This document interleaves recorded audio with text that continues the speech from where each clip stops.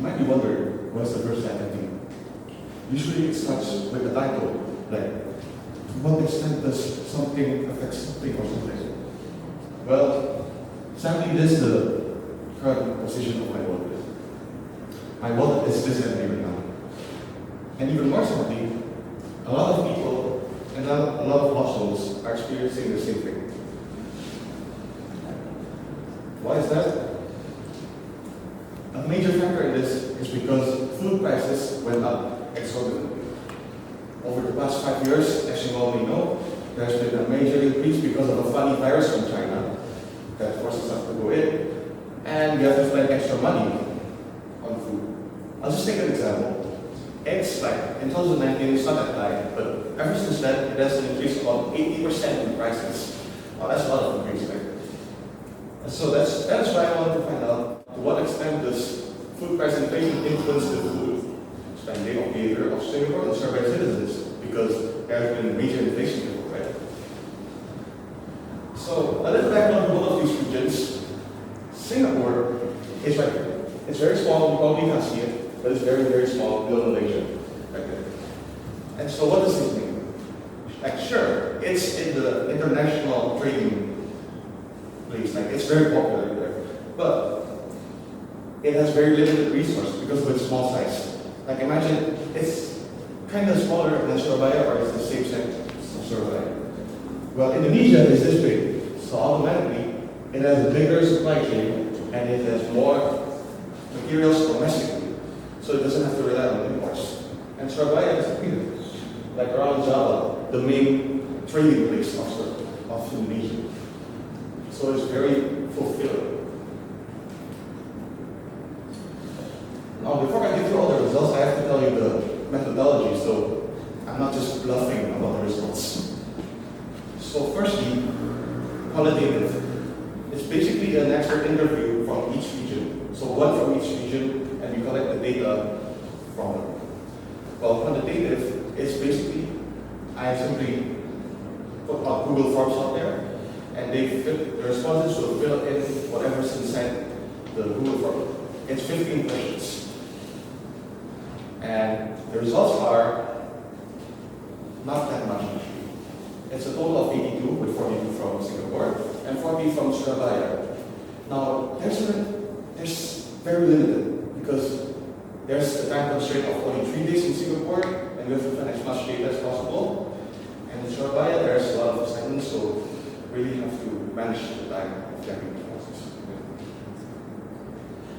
And a bit more into the limiting. I won't be covering the cause, not really fully, but I won't be covering like distribution, supply, and whatever related to those, especially production, because this only highlights the extent of how it affects the behavior of the customers.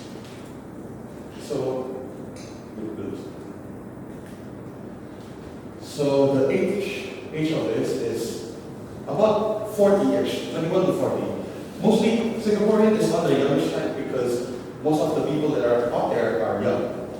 And for the Surabaya one, it's mostly because of referrals. I did ask my parents to help me to spread these forms, so yeah. And most of them agreed that it really changes, like the price inflation thing, it really changes their life quality over the past 5 years. As you can see here in the graph, mostly it's more to the right than to the left. There's barely at the left. So this is definitely impactful for them. Now, a little disclaimer. A little bit of a cost, yeah. I said I wouldn't be covering the cost, but I will be covering just a little. So as I said, there's this funny virus from China that came from bats that also helped people to stay in home over the past 5 years. If you remember 2019 to 2023 or something, yeah, those are the times you stay at home and online schooling. There you go. Now, because of this, there's been a high demand in food prices because people can't go out and find food like locally and stuff because they are forced to stay at home in the first point. So that's why the demand roses, as the demand roses, automatically pay the price for the risk as well. So here comes the coping mechanism of these people. A coping mechanism that's not in here for some reason is the prioritizing basic necessities over like luxurious items that's in the restaurants. Like for example, people who usually dine out during the night and stuff before like the pandemic era or over the past few years are now forced to stay at home, and so that's why they have to buy raw food so they can process it themselves at home. Which is why they have to prioritize basic necessities. Another one here that's listed actually here is they have to find a different alternative to what they're supposed to buy.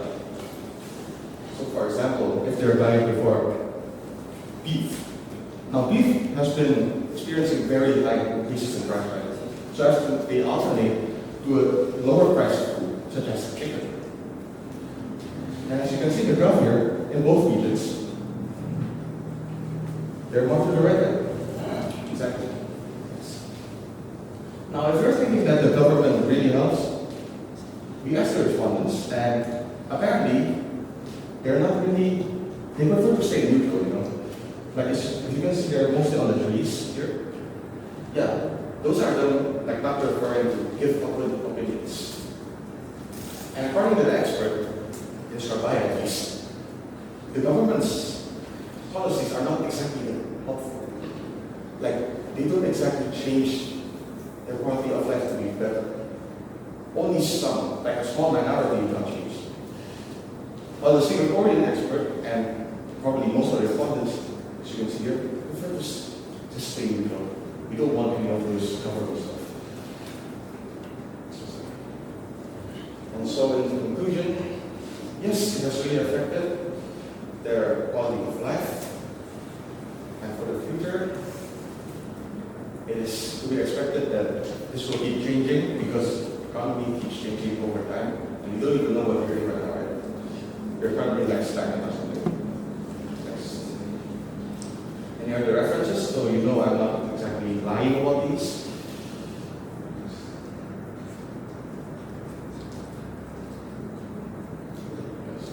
There's supposed to be a tag here, but oh yeah, there it is.